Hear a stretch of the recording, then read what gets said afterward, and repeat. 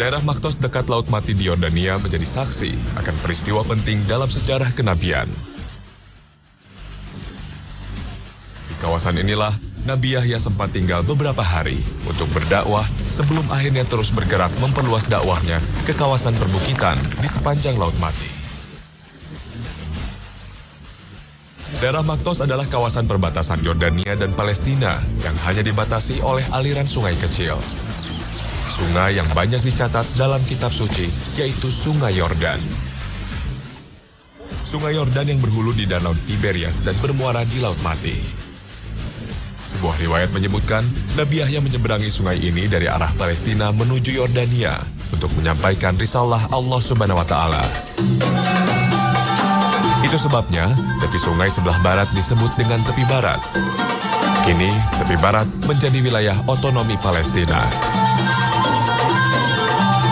Sementara tepi sungai sebelah timur disebut dengan tepi timur, atau yang dulu dikenal dengan Urdun, atau kini lebih populer dengan sebutan Yordania. Di sungai Yordan inilah dulu dipercaya sebagai tempat Nabi Isa alaihissalam dimandikan oleh Nabi Yahya alaihissalam. Sebuah proses bersuci seperti yang dikenal kaum muslimin saat ini. Peristiwa inilah yang kemudian mengawali ritual baptis yang dikenal dalam agama Nasrani. Itu sebabnya, hingga kini kawasan Maktos menjadi tempat wisata religi bagi kaum Nasrani.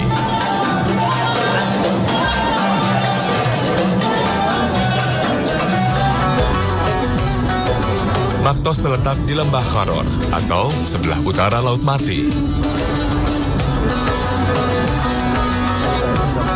Hanya 1 jam perjalanan dari kota Aman, ibu kota Yordania. Aku sang musafir tiba di kawasan Maktos.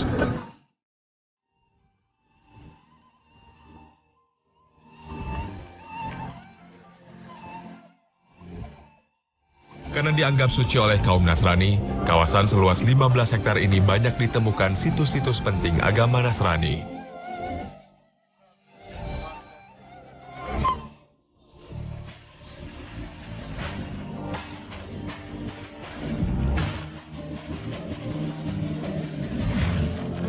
Seperti goa,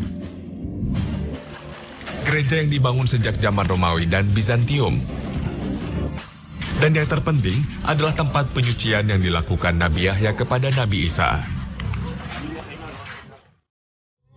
Maka para pengunjung dari kedua belah sisi dilarang untuk saling berkomunikasi. Apalagi kawasan tepi barat masih di bawah kontrol ketat Israel. Menelusuri kawasan Maktos, aku sang musafir kembali merenungkan sejarah Nabi Yahya alaihissalam. Aku tidak pernah menemukan syariat baptis dalam Al-Quran maupun hadis-hadis Rasulullah SAW. Dalam catatan Islam, sebenarnya tempat ini bermakna apa, Kang? Saya tidak pernah menemukan referensi dari ulama tentang prosesi pembaptisan Nabi Isa alaihissalam oleh Nabi Yahya alaihissalam. Karena syariat itu tidak ada di dalam Islam.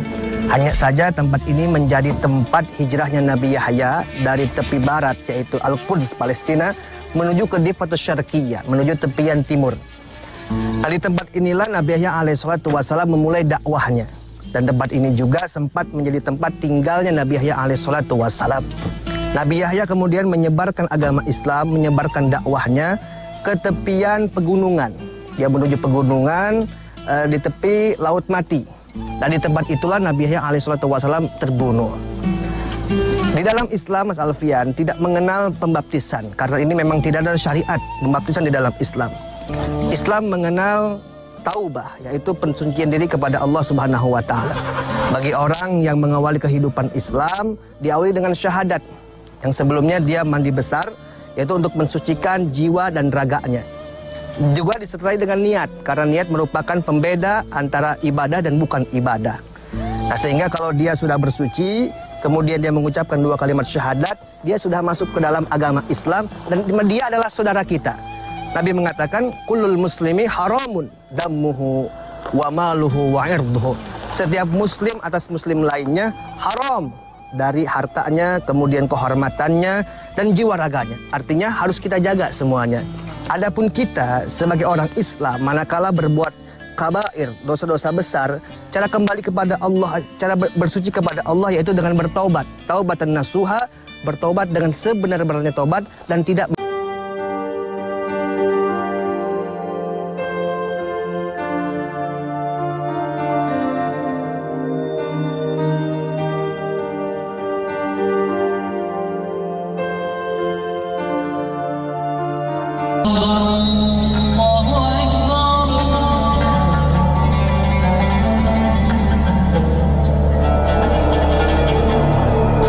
Kisah Nabi Yahya alaihissalam tidak bisa dilepaskan dari kisah ayahnya, Nabi Zakaria alaihissalam. Keduanya merupakan nabi terakhir yang diutus Allah Subhanahu wa Ta'ala dari kalangan Bani Israel, beberapa waktu sebelum Nabi Isa alaihissalam. Kisah kedua nabi mulia ini berhubungan erat dengan negeri Palestina, khususnya Tanah Suci Al-Aqsa, tempat ketiga yang disucikan dan diberkahi Allah Subhanahu wa Ta'ala setelah Makkah dan Madinah. Keluarga mulia ini hidup untuk mengabdi di Tanah Suci Al-Aqsa. Sejumlah riwayat menyebutkan Nabi Zakaria merupakan imam besar Baitul Maqdis atau Masjid Al-Aqsa sebelum masjid ini berubah seperti sekarang. Sebuah mihrab di bagian timur Masjid Al-Aqsa sampai sekarang dikenal dengan Mihrab Zakaria.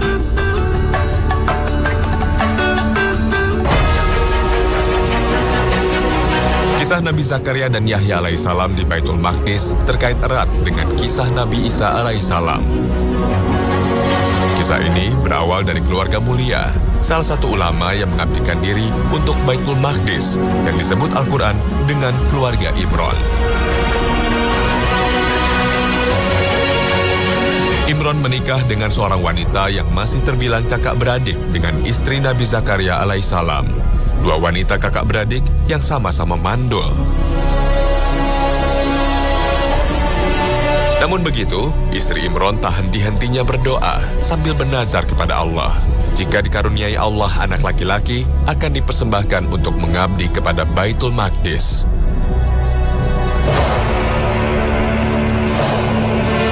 Allah Subhanahu wa Ta'ala mengabulkan doanya dengan mendapatkan anak perempuan yang dinamakan Maryam. Istri Imran tetap memenuhi nazarnya. Maryam diabdikan untuk Baitul Maqdis. Di Baitul Maqdis atau Masjid Al-Aqsa, Maryam diasuh langsung oleh Nabi Zakaria. Kesolehan Maryam dan ketulusannya beribadah di Masjid Al-Aqsa mendorong Nabi Zakaria untuk memiliki keturunan yang dapat meneruskan pengabdiannya kepada Allah Subhanahu wa Ta'ala dan menyampaikan risalah ilahi.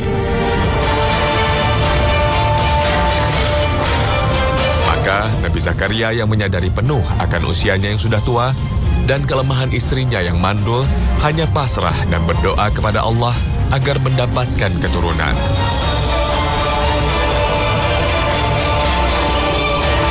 Allah Subhanahu wa Ta'ala Maha mendengar dan akhirnya mengabulkan permintaan nabinya. Maka lahirlah dari rahim istrinya seorang anak laki-laki istimewa dan diberi nama Yahya.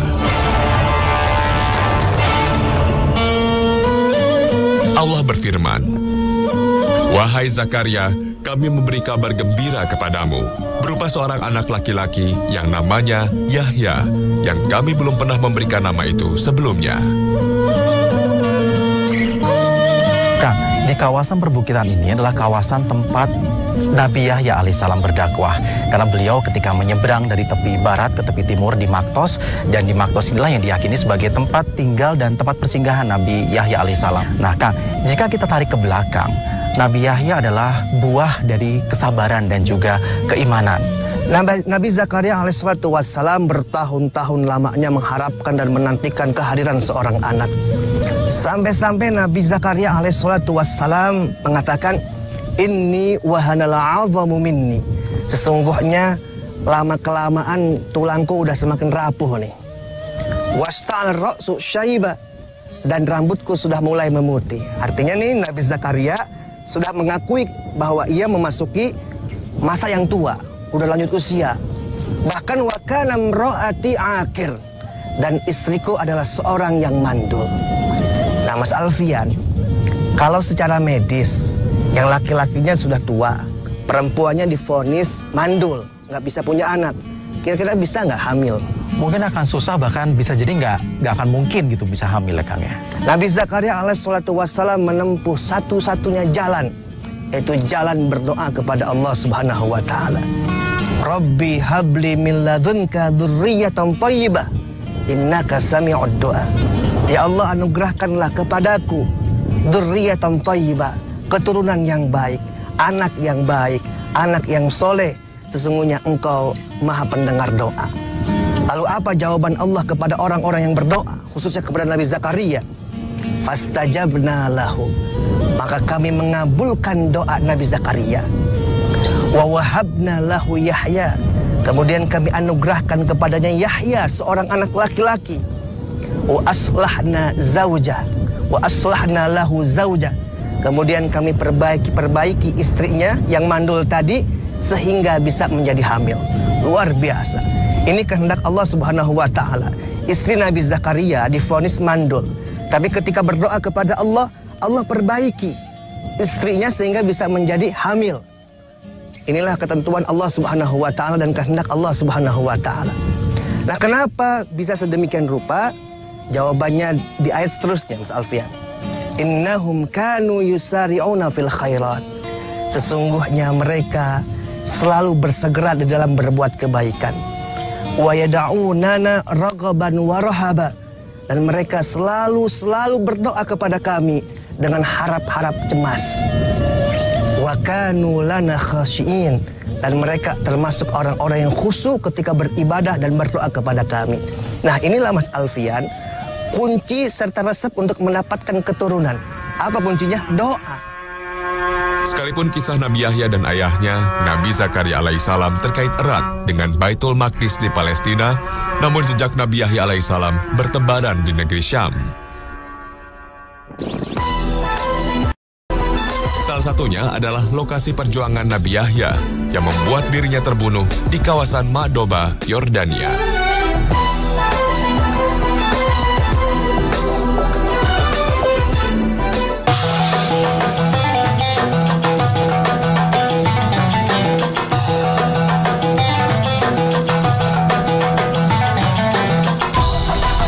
Dari kawasan Maktos, tempat penyeberangan Nabi Yahya dari Palestina dan tempat awal dakwahnya, aku, sang musafir, terus mencari jejak sang Nabi mulia.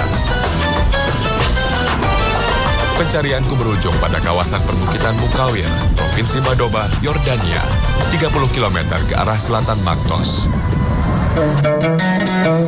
Kawasan perbukitan yang membentang dari Maktos hingga Mukawir ini diperkirakan sebagai kawasan dakwah Nabi Yahya dalam menyampaikan risalah ilahi. Sebuah gunung dengan puncak menghadap ke Laut Mati mengundang perhatianku, sang musafir. Sebagian sejarawan meyakini di puncak gunung inilah akhir dakwah Nabi Yahya alaihissalam, sekaligus tempat terakhir sebelum dibunuh oleh penguasa Romawi. Inilah benteng Raja Herods.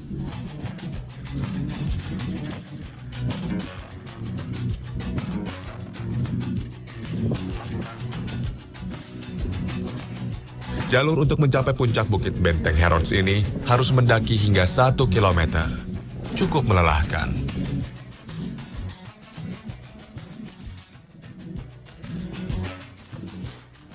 Namun semua itu terbayar dengan keindahan pemandangan dari atas bukit.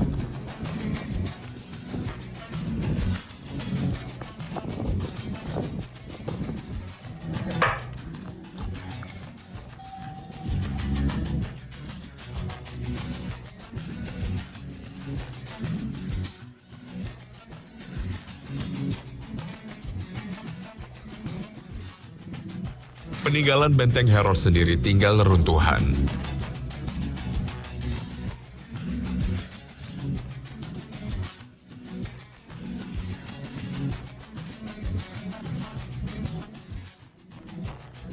Disinilah Nabi Yahya alaihissalam dipenjara sebelum akhirnya dibunuh oleh Raja Herods.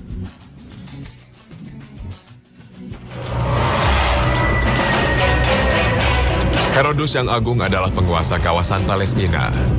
Ia memimpin negerinya dengan keras dan kejam. Seorang penguasa Romawi yang menindas pertumbuhan kehidupan beragama. Sebagai penguasa, Herodus tak menyukai ajaran yang disampaikan Nabi Yahya alaihissalam. Namun, ia sadar, sebagai penguasa, tak mungkin ia membunuh seorang nabi utusan Allah.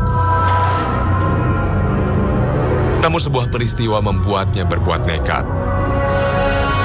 Saat itu, sang raja ingin menikahi wanita cantik jelita yang masih terbilang keponakannya sendiri.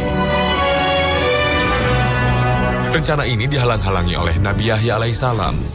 Syariat Allah melarang pernikahan seorang paman dengan keponakan. Bahkan larangan ini diumumkan Nabi Yahya di depan masyarakat, sehingga membuat Raja Herods resah. Dekat rayuan wanita cantik jelita itu, Raja Herods akhirnya memenuhi permintaan calon istrinya, hingga menangkap Nabi Yahya dan menjebloskannya dalam penjara. Raja Herods kemudian membunuh Nabi Yahya alaihissalam agar rencana pernikahannya dengan keponakannya sendiri tak ada yang menghalangi.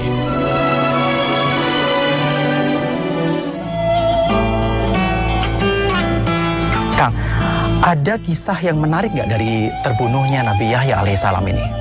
Ya, Mas Alfian. Wafatnya Nabi Yahya alaihissalam merupakan akhir perjuangan dari syariat yang ditegakkan di bawah pemerintahan yang zalim. Saat itu Nabi Yahya mengatakan bahwa laki-laki yang menikahi keponakannya sendiri adalah haram. Dan ini terkait dengan pernikahan Raja Herod dengan keponakannya sendiri. Ini merupakan ketentuan hukum yang ada di dalam syariat Taurat. Yang kemudian syariat ini menjadi syariat yang dibawa oleh Nabi Muhammad SAW dan berlaku bagi umatnya. Yaitu asyar'u man qablana, yaitu syariat-syariat yang diberlakukan umat terdahulu dan diberlakukan juga pada umat Nabi Muhammad SAW. Nah, kenapa pernikahan Raja Herod dan keponakannya dilarang? Ada 3 faktor yang diharamkan perempuan dinikahi. Pertama, faktor nasab, yaitu faktor keturunan. Yang kedua, faktor musyahara, yaitu faktor yang diikat dengan pernikahan, seperti besan. Dan yang ketiga, faktor radha'ah, yaitu radha'ah sepersusuan. Nah, Raja Herod ini menyalahi salah satu daripada 3 faktor ini, yaitu menikahi sesama nasab. Nah, ini ditegaskan di dalam Al-Quranul Karim. Hurrimat alaikum ummahatukum wa banatukum wa akhwatukum wa ammatukum wa khalatukum wa banatul akhi wa banatul ukhti. Diharamkan menikahi anak perempuan dari saudara laki-laki ataupun anak perempuan dari saudara perempuan. Adapun hikmah tasyri, kenapa disyariatkan haram menikahi wanita sedarah? Karena yang namanya pernikahan itu diikat dengan cinta, sedangkan cinta memiliki rasa cemburu. Dan ini sangat-sangat mustahil, Mas Alfian, kalau ada seorang bapak cemburu kepada anaknya, atau seorang kakak cemburu kepada adiknya. Bahkan sangat mustahil kalau seorang paman cemburu kepada keponakannya. Dan kajian medis terkini mengungkapkan bahwa menikahi sesama gen atau sesama darah ini akan menyebabkan cacat mental dan cacat fisik.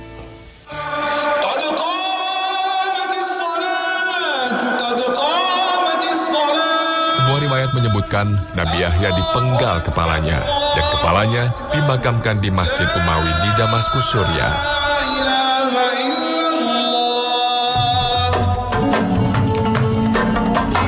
Sesungguhnya, orang-orang yang mengingkari ayat-ayat Allah dan membunuh para nabi tanpa hak atau alasan yang benar dan membunuh orang-orang yang menyuruh manusia berbuat adil, sampaikanlah kepada mereka kabar gembira, yaitu azab yang pedih.